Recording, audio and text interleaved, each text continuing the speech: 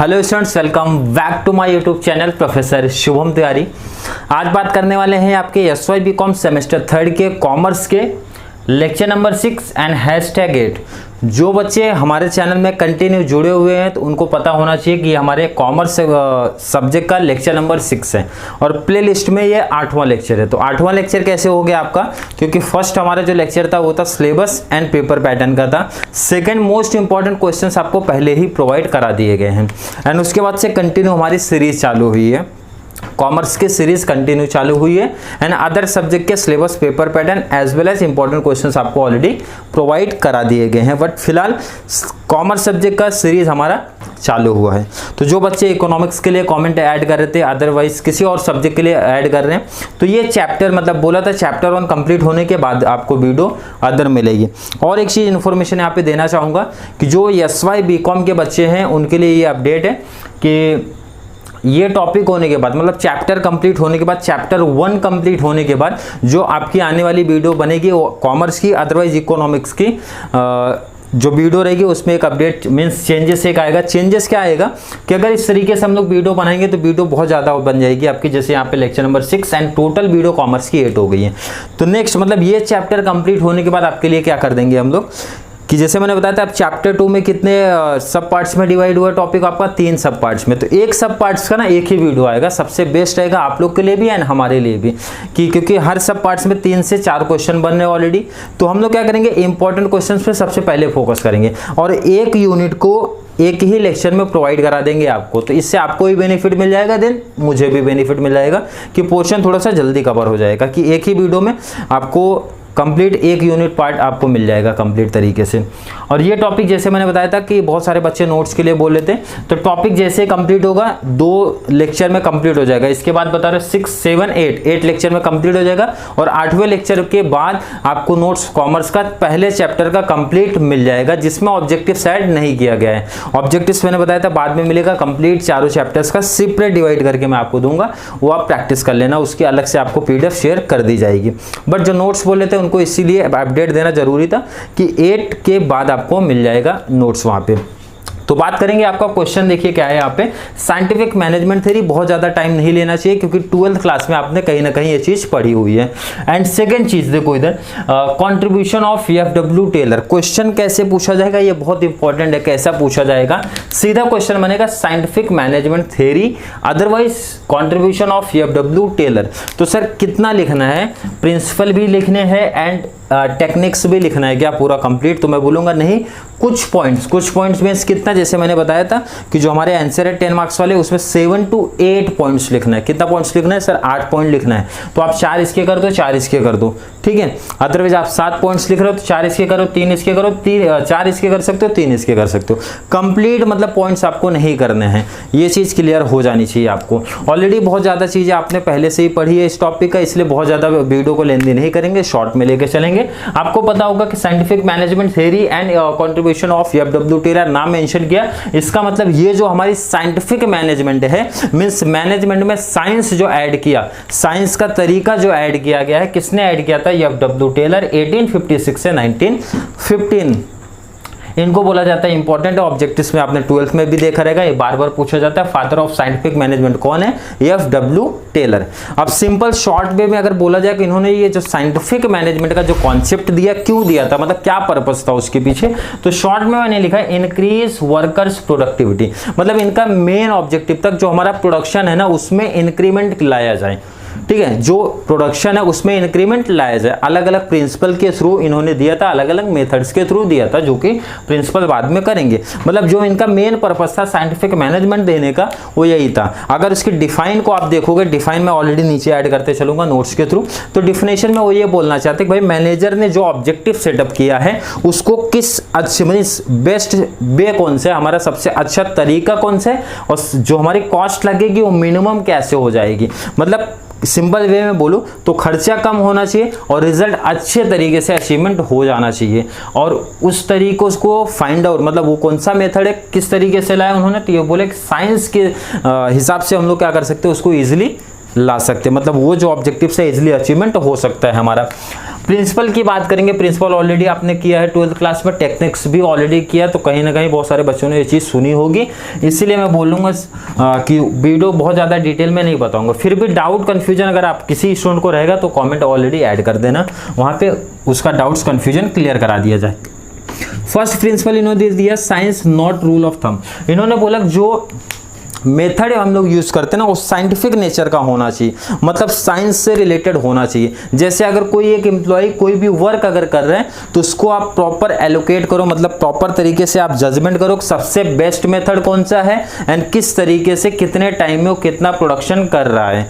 तो simple way में इसमें इन्होंने बोला कि जो कोई भी मेथड हो उसमें साइंस वाला रूल लगना चाहिए, ना कि नॉट रूल ऑफ थंब का अप्लाई होना चाहिए।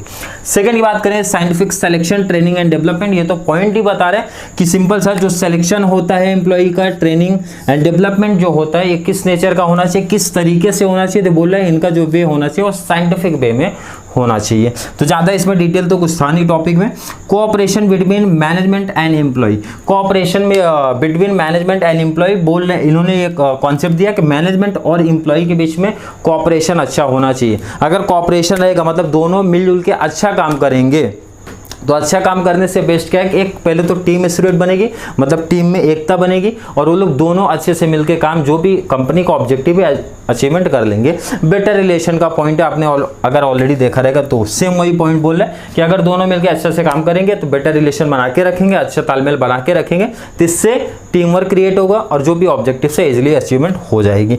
डिवीजन ऑफ वर्क ये तो ऑलरेडी आपने सुना है 14 प्रिंसिपल्स ऑफ मैनेजमेंट में एंड रिस्पॉन्सिबिलिटी, ठीक है। कहीं कहीं डिवीजन ऑफ वर्क लिखा गया, कहीं किसी नोट्स में डिवीजन ऑफ रिस्पॉन्सिबिलिटी लिखा गया, तो सेम है, सिंपल सा बोला वर्क जो है, काम जो है, रिस्पॉन्सिबिलिटी जो है ना उसको डिवाइड कर दो। डिवाइड करने से क्या बेनिफिट मिलेगा सर? डिवाइड करने से बेनिफिट ये मिलेगा, अगर मैं वर्क को डिवाइड करता हूँ, भाई काम को अगर मैं डिवाइड कर देता हूँ तो इससे हर बंदा अपना एक क्वालिटी प्रोडक्ट देगा, मीन्स स्पेशलाइजेशन आएगा आपके काम में। जैसे मैंने एग्जाम्पल दिया था वर्क वाला कि अगर हर सब्जेक्ट, जैसे मैं कॉमर्स ले रहा हूँ तो मैं कॉमर्स ले रहा हूँ, इकोनॉमिक्स किसी और सर को जिसने एमए इकोनॉमिक्स से किया उनको दे दूं, एंड अकाउंटिंग जिसने सीए सीएमए या फिर अदर कोई ऑडिटर है उनको दे दूं, तो कॉस्ट अकाउंटिंग या फिर सीए आपका जो है एमए जो है मेरे से बेटर पढ़ाएंगे।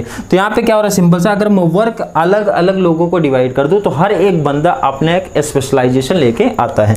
सेम रिस्पॉन्सिबिलिटी है। नेक्स्ट मेंटल रिवोल्यूशन, ये कॉन्सेप्ट इन्होंने दिया था कि जो हमारी मैनेजमेंट वाली टीम है एंड जो हमारे एम्प्लॉय हैं, तो दोनों का मतलब जो मेंटल रिवोल्यूशन, मतलब कुछ तो बदलाव लाना पड़ेगा। क्या बदलाव लाना पड़ेगा कि दोनों को अपने जैसा, मतलब दोनों इंपॉर्टेंट है हमारे ऑर्गेनाइजेशन के लिए, ऐसा समझना पड़ेगा एंड दोनों को अपना एटीट्यूड लेवल जो रहेगा वो चेंज करना पड़ेगा। तो चेंज करने से क्या बेनिफिट होगा? अगर दोनों को ये रियलाइज होता है कि भाई हमारे दोनों जो हैं दोनों ऑर्गेनाइजेशन के लिए इंपॉर्टेंट है, ये चीज़ अगर रियलाइज होता है तो इससे क्या रहता है, मतलब आप एटीट्यूड लेवल नहीं दिखाना कि भाई मैं मैनेजमेंट पोस्ट पे, मैनेजर पोस्ट पे हूँ तो मैं अपने एम्प्लॉय से अलग तरीके से बात करूंगा वगैरह। तो इससे क्या रहेगा कि बेटर रिलेशन क्रिएट नहीं होगा, मतलब टीम वर्क क्रिएट नहीं होगा, तो जिससे हमारे ऑर्गेनाइजेशन के अंदर ही माहौल मीन्स इन्वायरमेंट क्या हो जाएगा, खराब हो जाएगा। तो इससे बेस्ट क्या है, दोनों को ये चीज़ समझनी चाहिए कि हम दोनों ही इंपॉर्टेंट है हमारी ऑर्गेनाइजेशन के लिए एंड जो भी ऑब्जेक्टिव सेटअप किया गया उसको अचीवमेंट करने के लिए दोनों इंपॉर्टेंट है। नेक्स्ट लास्ट है point, maximum prosperity of employer and employee. तो यहाँ पे एम्प्लॉय पे ज़्यादा फोकस किया गया है कि एम्प्लॉय को अपना, जैसे आपको अगर कंपनी जो है, ऑर्गेनाइजेशन जो है अच्छी गुड वर्किंग कंडीशन दे रही है, अच्छी सैलरी दे रही है, तो आपको भी क्या करना है भाई, कंपनी को अपना समझ के चलना है, मतलब अपना 100% एफर्ट डालना है, मीन्स मैक्सिमम इफिशियंसी दिखानी है, कंपनी को ज़्यादा से ज़्यादा आउटपुट देना है, अच्छे तरीके से देना है, अच्छे मेथड से देना है, ताकि कंपनी भी प्रॉफिट कमाए। मतलब आपको सिंपल सा कंपनी अपनी समझ के काम करने का है, तो मतलब अपना जो भी आपकी कैपेसिटी है उसका 100% एफर्ट डालना है। तो ये आपके क्या हो गए, प्रिंसिपल हो गए। प्रिंसिपल 6 पॉइंट है, लेकिन जैसे मैंने बताया आपको एग्जाम में क्लियर यही क्वेश्चन ऐसे ही पूछे जाएंगे, 3 से 4 पॉइंट याद रखने हैं। अगर कोडवर्ड की बात करो ये पॉइंट सर कैसे याद होंगे, तो इसका कोडवर्ड भी है S2 मीन्स क्या होता है, एक हमारा तो साइंस एंड सेकेंड हमारा होता है साइंटिफिक सिलेक्शन वाला। सेकेंड हमारा है CD, सर CD क्या है, cooperation between management and employee. D means हमारा होता है division of work and responsibility. And last में आएगा M2 means mental revolution and maximum prosperity of employer and employee वाले पार्ट यहाँ पे हमारे हो जाते हैं। तो ये हमारा पार्ट हो गया कौन सा, प्रिंसिपल वाला। नेक्स्ट हम लोग बात करेंगे techniques and element of scientific management के बारे में। टेक्निक्स एंड एलिमेंट की बात करेंगे, इसमें 3 to 4 पॉइंट लिखना है आपको, जैसे मैंने बताया 7 to 8 पॉइंट मैक्सिमम आपके हो जाते हैं। Differential piece rate system, first point उन्होंने दिया डिफरेंशियल पीस रेट सिस्टम आप रखो, मतलब सिंपल से अगर लोगों को मोटिवेट करना है ना तो पीस रेट सिस्टम रख दो आप। तो पीस रेट सिस्टम किस बेस पे रख दो, सपोज आपके जो भी कंपनी ऑर्गेनाइजेशन है ना उसमें एक स्टैंडर्ड आउटपुट रख दो आपकी। जैसे सिंपल वे में बोलो कि आप थोड़ा सा जजमेंट करो कि भाई हर एक वर्कर दिन में कितना रेट बना ले रहा है, मतलब कितना यूनिट का प्रोडक्शन आप कर ले रहा है एम्प्लॉय। तो सिंपल सा आप उसको क्या कर दो ना, स्टैंडर्ड रख दो। जैसे कुछ एम्प्लॉय है जैसे 120 यूनिट बना रहे, कुछ एम्प्लॉय ऐसे हैं 115 बना रहे, कुछ एम्प्लॉय 110 बना रहे, कुछ एम्प्लॉय ऐसे भी जो 70 बना रहे, 80 बना रहे, 85, 95, 100। तो आपने क्या किया ना, एक स्टैंडर्ड सेट किया भाई कि हर बंदे को 100 यूनिट एक दिन में बनाना है। तब इससे क्या होगा ना कि अब आप ऑफर भी कुछ ऐसा रखोगे कि भाई अगर 100 से ज़्यादा किसी ने बनाया ना तो उसको कुछ एक्स्ट्रा पैसा मैं देने वाला हूँ। तो अब यहाँ पे जो बंदे ऐसे होंगे जो 70 यूनिट्स बना रहे हैं उनको भी मोटिवेशन आएगा कि भाई अगर मैं भी 100 बनाऊंगा तो एटलीस्ट इतना पेमेंट मुझे मिलेगा, और उससे ज़्यादा बनाऊंगा तो इसका मतलब क्या होता है कि ये एक मेथड है लोगों को, मीन्स एम्प्लॉय को मोटिवेट करने का। किससे, डिफरेंशियल पीस रेट सिस्टम के थ्रू उनको मोटिवेट किया जाता है ताकि वो भी अपना मैक्सिमम आउटपुट दे सकें। नेक्स्ट बात करेंगे साइंटिफिक सिलेक्शन एंड ट्रेनिंग। ये पॉइंट ऑलरेडी आपको आइडिया चल जाना चाहिए, यहाँ पे भी पढ़ा हमने। साइंटिफिक सिलेक्शन मतलब जो एम्प्लॉय का सिलेक्शन होना चाहिए वो साइंटिफिक वे में होना चाहिए। जो बंदे की जो कैपेसिटी है, एबिलिटी है, उसके अकॉर्डिंग उसको सही जगह पे रखना है, means right person to right place वाली कहानी आ जाती है। उसके बाद और अच्छा इंप्रूवमेंट लाने के लिए मतलब वो बंदा अपना 100% एफर्ट डाले, इसके लिए उसको ट्रेनिंग एंड डेवलपमेंट की जरूरत होती है ताकि वो अपना हायर एफिशिएंसी ऑर्गेनाइजेशन को प्रोवाइड कर सके। नेक्स्ट बात करेंगे साइंटिफिक टास्क सिलेक्शन। जो भी ऑब्जेक्टिव से टास्क है उस साइंटिफिक तरीके से सिलेक्शन होना चाहिए। एंड प्लस जो ऑब्जेक्टिव्स है उसको अगर अलग अलग मेथड है तो उसमें से सबसे बेस्ट मेथड कौन सा है वो डायरेक्शन आपको देना है एम्प्लॉय को, ताकि बेस्ट मेथड के थ्रू एम्प्लॉय इजी तरीके से आपके ऑब्जेक्टिव्स को अचीवमेंट कर पाए। साइंटिफिक वे में होना चाहिए। नेक्स्ट हमारा स्टैंडर्डाइजेशन टूल्स एंड इक्विपमेंट, मतलब सिंपल सा बोल दिया, आप ऑब्जेक्टिव्स तो आप सेट करो तो अपने एम्प्लॉय के भी बारे में सोचो, जो उनको टूल्स दिए जा रहे हो, टूल्स प्रोवाइड कर रहे हो, इक्विपमेंट प्रोवाइड कर रहे हो, वो स्टैंडर्ड नेचर के होने चाहिए ताकि उनको भी काम करने में आसानी हो। सेकंड चीज हमारा वेस्टेज जो होता है वो कम हो जाए, मतलब उसमें मिनिमाइजेशन आ जाए। थर्ड हमारा कॉस्ट मिनिमाइज होगा, तो ये भी बेनिफिट आपको मिलता है। कब मिलेगा, जब आपके टूल्स एंड इक्विपमेंट मतलब जो आप एम्प्लॉय को प्रोवाइड करा रहे हो अच्छी क्वालिटी के इक्विपमेंट आप प्रोवाइड कराओगे तो दोनों का बेनिफिट है भाई। एम्प्लॉय भी खुश होकर काम करेगा भाई जो इक्विपमेंट है अच्छी क्वालिटी के, मीन्स स्टैंडर्ड नेचर के हैं। सेकेंड चीज़ आपका भी बेनिफिट है, जो अगर पुरानी कोई एक मशीन थी उससे आपका वेस्टेज ज़्यादा हो रहा था उसमें मिनिमाइजेशन आएगा, मतलब कॉस्ट भी आपकी क्या हो जाएगी, कम हो जाएगी। तो ये देखिए अगर मेरा सजेशन है तो भाई ये 4 ही लिखना। क्यों 4 लिखना सर, क्योंकि ये 2 का डिटेल थोड़ा सा ज़्यादा है अगर आप पढ़ोगे तो। वर्क स्टडी की जब बात करते हैं तो यहाँ पे वर्क को एलोकेट किया जाता है, काम को एलोकेट किया जाता है, काम की स्टडी की जाती है भाई काम कैसे करना, क्या करना उसके बारे में। तो इसकी जो स्टडी है वो 4 पार्ट में डिवाइड है। फर्स्ट हमारी होती है टाइम स्टडी, नाम ही मेंशन करे टाइम की स्टडी मैं करूंगा, मतलब किसी बंदे को एक काम करने के लिए, एक यूनिट बनाने के लिए कितने टाइम लग रहा है वो मैं रिकॉर्ड करूंगा यहाँ पे। तो इसी तरीके से कंपनी में रिकॉर्ड किया जाता है भाई। तो उसी बेस पे एक स्टैंडर्ड सेटअप किया जाता है कि हर बंदे को लगभग इतने समय में वो मतलब काम करके दे देना चाहिए। जैसे मैंने एग्जांपल दिया था, कुछ ऐसे बंदे जो 110 यूनिट बना रहे, 15 यूनिट बना रहे, 20 बना रहे, कुछ ऐसे भी होंगे जो 195 बना रहे, कुछ ऐसे भी होंगे जो 70, 85 वगैरह बना रहे। तो कंपनी ने उस बेस पे क्या सेटअप कर दिया भाई, 100 यूनिट सब लोग बना रहे। तो सेम वही यहाँ पे बस टाइम की बात कर लेते भाई, इतने टाइम में हर बंदा वो यूनिट बना लेना चाहिए। नेक्स्ट बात करेंगे मेथड। तो मेथड नाम बता रहे हैं, मेथड की स्टडी करो भाई। अगर आपके पास 4 मेथड है तो चारों मेथड में से सबसे बेस्ट मेथड कौन सा है, और जिसमें ये भी ध्यान में रखना है बेस्ट तो होना ही चाहिए एंड उसकी कॉस्ट भी मिनिमाइज होनी चाहिए। नेक्स्ट बात करेंगे मोशन स्टडी। मोशन स्टडी में मतलब होता है जो मूवमेंट हो रहा है उसमें ये चीज़, जैसे मैं बात करूँ अगर मैं आपको लेक्चर्स प्रोवाइड करा रहा हूँ, ठीक है, लेक्चर आपका टॉपिक दे दिया साइंटिफिक मैनेजमेंट और मैं कुछ और भी कहानी बता रहा हूँ, मतलब ज़्यादा कुछ ऐसे टाइम पास भी करा रहा हूँ, तो ये क्या हो गया, मोशन स्टडी में उतना टाइम मैं आपको क्या करा रहा हूँ, वेस्ट करा रहा हूँ। तो हम लोग को उससे बचने का है, हम लोग को उससे क्या करना है, बचना है। तो सेम कंपनी भी होता है, जो एम्प्लॉय टाइम पास करते हैं, मतलब जो उनकी बॉडी की मूवमेंट होती है जिसकी वजह से उनके वर्क में मतलब काम में कोई इफेक्ट ही नहीं पड़ा, मतलब वो वेस्ट हो गया, तो वो उसकी भी स्टडी किया जाता है और बाद में एम्प्लॉय को वो चीज़ गाइड किया जाता है, भाई आपने इतना टाइम ये चीज़ में वेस्ट कर दिया है, तो आप वहाँ पे वेस्ट नहीं करेंगे तो आपका जो आउटपुट है और इंक्रीमेंट हो जाएगा। लास्ट हमारा आता है फटीग स्टडी। इसमें क्या रहता है, फटीग स्टडी में क्या रहता है, अगर मैं एम्प्लॉय को कंटिन्यू काम करने के लिए बोलूँगा, ठीक है, और अच्छी कंडीशन भी नहीं प्रोवाइड कर रहा हूँ, अच्छे स्टैंडर्ड के अगर गुड्स भी नहीं प्रोवाइड कर रहा हूँ, मीन्स टूल्स एंड इक्विपमेंट भी नहीं प्रोवाइड करा रहा हूँ, तो इससे एम्प्लॉय क्या हो जाएगा ना, फ्रस्ट्रेशन में आ जाएगा। एक तो मतलब फिजिकल भी आ जाएगा प्लस मेंटली भी आ जाएगा, इसी को बोलते हैं फटीग स्टडी। तो उस केस में क्या रहता है ना, हम लोग को ध्यान में रखना है, मतलब ऑर्गेनाइजेशन को ध्यान में रखना है, भाई पहले तो गुड वर्किंग कंडीशन प्रोवाइड करना है, उसको अच्छी वर्किंग कंडीशन प्रोवाइड करने का। सेकेंड, जो भी टूल्स एंड इक्विपमेंट हो रहा है वो अच्छे तरीके के प्रोवाइड कराना है, means standardization tools and equipment provide कराना है, ताकि बंदा फ्रस्ट्रेशन में ना आए, वो चाहे फिजिकल अदरवाइज मेंटली। तो इसमें क्या डिटेल ज़्यादा था, इसलिए मैंने सजेशन दिया कि ये 4 ही सेलेक्ट करो, तो ज़्यादा आपके लिए ऑप्शन है, तो बेस्ट आपका वही पड़ेगा। लास्ट बात करेंगे फंक्शनल फॉर्मेनशिप।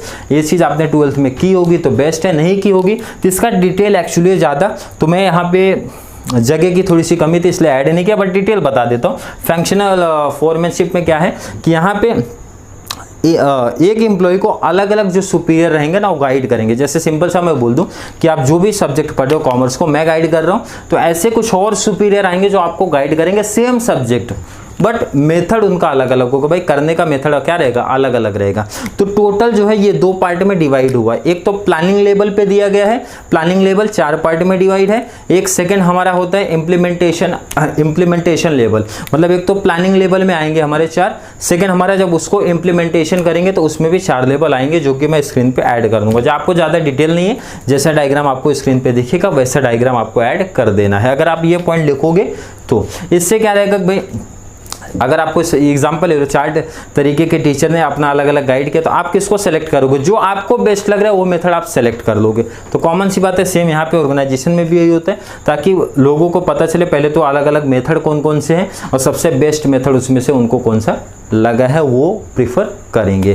तो ये चीज़ क्लियर हो जानी चाहिए आप लोग को। थोड़ा सा वीडियो शॉर्ट में बनाया गया, बहुत ज़्यादा डिटेल में हम लोग नहीं गए हैं, क्योंकि आपको एक तो पहली चीज तो एडवांटेज ये है कि प्रिंसिपल एंड टेक्निक्स में ऑप्शन मिल गया, मतलब 4 पॉइंट्स इसके आप लिखोगे, 3 इसके लिखोगे, एक तो ये एडवांटेज है। सेकंड चीज आपने 12th में किया था, इसलिए वीडियो को थोड़ी सी स्पीड में लिया गया है। फिर भी कोई डाउट कंफ्यूजन अगर आपको क्रिएट हो रहा है तो आप कॉमेंट बॉक्स में ऐड कर सकते हो। एंड इंपॉर्टेंट चीज, जैसे मैं हर एक वीडियो में बोल रहा हूँ कि ये जो चैनल है, इस चैनल पे कॉमर्स सेक्शन 12th क्लास से लेके TY BCom तक की BCom BAF BBI BMS जो भी आपने कोर्स लिया होगा या आपके फ्रेंड लोग ने भी लिया होगा, तो उनको भी इस चैनल का लिंक शेयर करना, ताकि उनको भी इस चैनल के माध्यम से जो भी वीडियोस मिलते जा रही हैं उसका बेनिफिट उनको मिलता रहे।